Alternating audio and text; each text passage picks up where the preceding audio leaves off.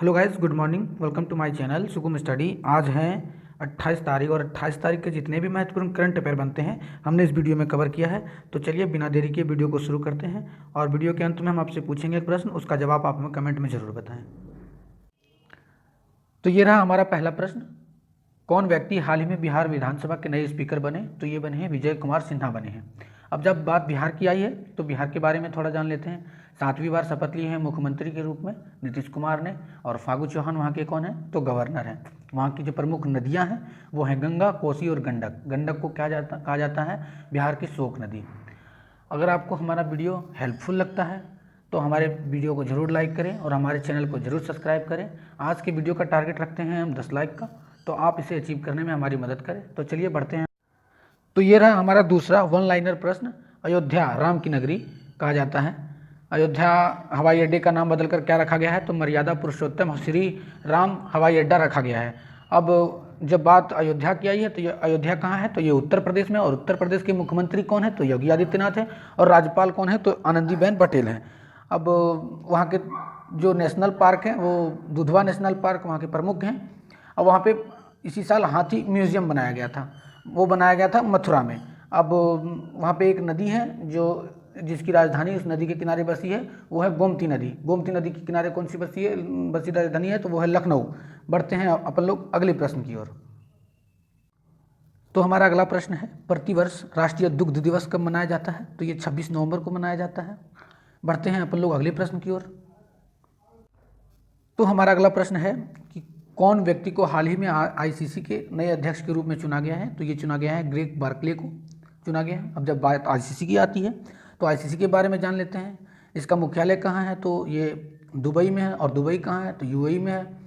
अब इसका गठन कब हुआ था? तो 1909 में इसका गठन हुआ था। और इसके चेयरमैन तो अभी बताए हमने, और इसके जो टोटल मेंबरशिप है तो वो 104 हैं। बढ़ते हैं अपन लोग अगले प्रश्न की ओर। तो ये रहा हमारा अगला वन लाइनर प्रश्न। खेल मंत्री ने लॉन्च किया फिट इंडिया स्कूल वीक का दूसरा संस्करण, और इसके जो फिट इंडिया के जो संस्थापक हैं वो हैं सुब्रमण्यम सतपथी। बढ़ते हैं अपन लोग अगले प्रश्न की ओर। आप हमें कमेंट में ये बताएं कि खेल मंत्री, वर्तमान के जो खेल मंत्री हैं वो कौन हैं? ये रहा हमारा अगला प्रश्न।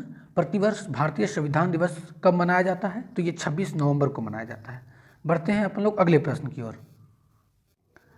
तो ये रहा हमारा अगला प्रश्न। किस फिल्म को ऑस्कर के लिए भारत की आधिकारिक प्रविष्टि के तौर पर चुना गया है? तो ये चुना गया है गुलाबो सिताबो को। बढ़ते हैं अपन लोग अगले प्रश्न के लिए। ये हमारा वन लाइनर अगला प्रश्न है। लेफ्टिनेंट जनरल हरपाल सिंह बने भारतीय सेना के नए इंजीनियर इन चीफ। बढ़ते हैं अपन लोग अगले प्रश्न की ओर। तो ये रहा हमारा अगला प्रश्न। किस निजी बैंक का सिंगापुर के साथ डीबीएस बैंक लिमिटेड के साथ विलय कर दिया गया है? तो ये कर दिया गया है लक्ष्मी विलास बैंक के साथ। बढ़ते हैं अपन लोग अगले प्रश्न की ओर। तो ये रहा हमारा अगला वन लाइनर प्रश्न। पीएम मोदी ने श्री गुरु नानक देव के जीवन पर लिखी हुई पुस्तक का किया विमोचन। अब इस पुस्तक को किसने लिखा था? तो इस पुस्तक को लिखा था कृपाल सिंह ने लिखा था।